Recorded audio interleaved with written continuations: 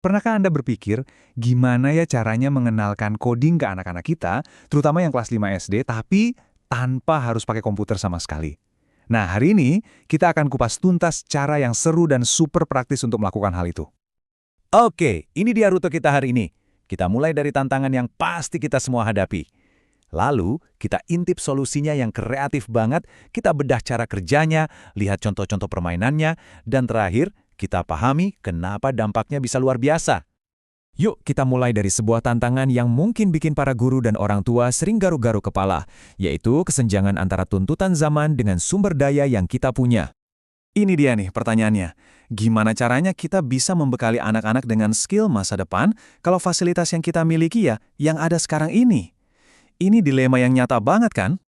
Di satu sisi, ada tuntutan besar nih supaya sekolah mengajarkan skill digital seperti coding. Tapi di sisi lain, kita tahu betul banyak sekolah yang akses komputernya masih sangat terbatas. Jadinya ada jurang antara harapan dan kenyataan di lapangan. Tapi, gimana kalau saya bilang ada cara jenius untuk mengajarkan inti dari coding, yaitu logikanya, tanpa perlu menyalakan satupun perangkat digital? Nah, selamat datang di Revolusi Unplugged. Jadi, coding unplug ini pada dasarnya adalah belajar konsep coding lewat aktivitas fisik yang seru. Fokusnya bukan pada mengetik kode di layar, tapi pada membangun pola pikir yang logis untuk memecahkan masalah. Ini adalah fondasi dari semua bahasa pemrograman. Nah, ini poin yang penting banget ya. Coding unplugged itu bukan sekedar rencana B kalau nggak ada komputer. Justru, ini adalah langkah paling awal yang fundamental. Ini tentang membangun cara berpikir seorang programmer sebelum mereka bahkan menyentuh keyboard. Oke, jadi gimana sih cara kerjanya? Kuncinya ada di berpikir komputasional. Tenang, ini nggak serumit kedengarannya. Sebenarnya ini bisa kita pecah jadi 4 ide sederhana yang sangat powerful. Pertama, dekomposisi. Ini gampang banget. Bayangkan saja mau bikin mie instan. Kita nggak mungkin kan cuma mikir, pokoknya jadi mie. Pasti kita pecah-pecah langkahnya. Rebus air, masukkan mie, siapkan bumbu di mangkok, tiriskan mie, aduk. Nah, memecah masalah besar jadi tugas-tugas kecil, itulah dekomposisi. Kedua, pengenalan pola. Setelah masalahnya dipecah jadi kecil-kecil, kita cari mana nih yang mirip-mirip atau berulang. Mirip seperti kalau kita lagi beres-beres rumah, kita kelompokkan dulu kan, mana baju kotor, mana mainan, mana buku. Mencari kesamaan ini membantu kita bekerja lebih efisien. Ketiga, abstraksi. Ini adalah seni untuk fokus ke yang penting-penting saja. Detail yang gak relevan, kita abaikan dulu. Persis kayak lihat peta di aplikasi. Kita kan cuma butuh lihat rute jalannya. Nggak perlu lihat gambar setiap warung atau pohon di pinggir jalan kan? Ini membantu kita nggak pusing dengan informasi yang berlebihan. Dan yang terakhir, desain algoritma. Nah, ini adalah resepnya. Kita susun instruksi langkah demi langkah yang super jelas. Resep masakan itu contoh algoritma yang sempurna. Kalau kita ikuti dengan benar, hasilnya pasti seperti yang kita mau. Jadi, saat kita ajak anak mengikuti resep di dapur, sebenarnya kita sedang melatih mereka membuat algoritma. Oke, teori tadi mungkin kedengarannya agak berat ya, tapi gimana kalau kita ubah semuanya jadi permainan seru yang bikin anak-anak nggak sadar kalau mereka lagi belajar coding? Yuk kita lihat beberapa contohnya.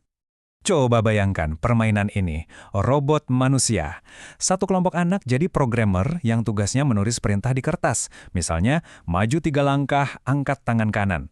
Lalu, satu anak jadi robot yang harus mengikuti perintah itu secara harfiah. Kalau si robot malah nabrak meja, berarti ada yang salah sama programnya. Nah, proses memperbaiki kesalahan inilah yang disebut debugging. Seru banget kan? Selain itu, banyak permainan lain, misalnya pakai kartu instruksi buat menyusun pola warna dan bentuk, atau bikin semacam labirin di lantai pakai lakban, terus satu anak memberi arahan, maju 2 kotak, belok kiri, untuk menuntun temannya yang matanya ditutup.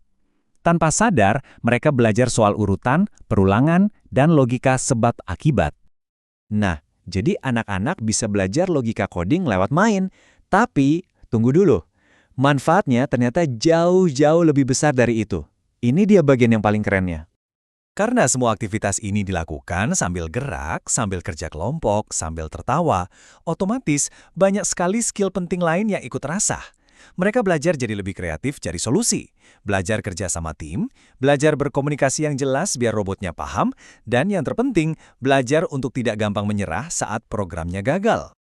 Dan pendekatan ini sejalan banget loh dengan prinsip pembelajaran mendalam. Tujuannya adalah membuat proses belajar itu jadi sesuatu yang bermakna, menyenangkan, dan membuat anak sadar dengan proses belajarnya sendiri. Jadi, Coding Unplugged bukan cuma soal persiapan masa depan, tapi juga membuat masa belajar saat ini jadi lebih hidup dan menarik. Jadi, ini sebuah pemikiran untuk kita bawa pulang. Bagaimana jika ternyata langkah pertama untuk membuat anak-anak kita melek digital justru dengan cara menjauhkan mereka sejenak dari layar? Mungkin dengan mundur selangkah dari teknologi, kita justru sedang membantu mereka untuk melompat lebih tinggi dalam cara mereka berpikir dan belajar. Menarik ya?